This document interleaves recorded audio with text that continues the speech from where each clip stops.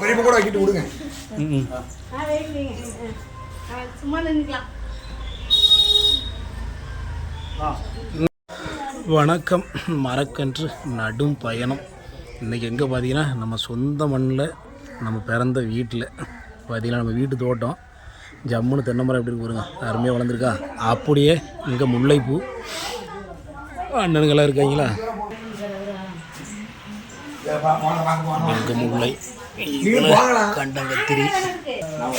அப்படியே ஊரில் வீட்டுக்குள்ளே ஒரு மருதாணி வேணுன்னாங்க, சிறப்பாக வச்சு கொடுத்தாச்சு. இதில் ஒரு முல்லை இருக்குது.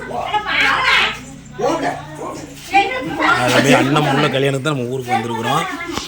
முத்து அவளுக்கு ஒரு திருமண நாள் வாழ்த்தி சொல்லிவிட்டு அண்ணன் கூட இணைஞ்சி சிறப்பாக வச்சு விட்டாச்சு.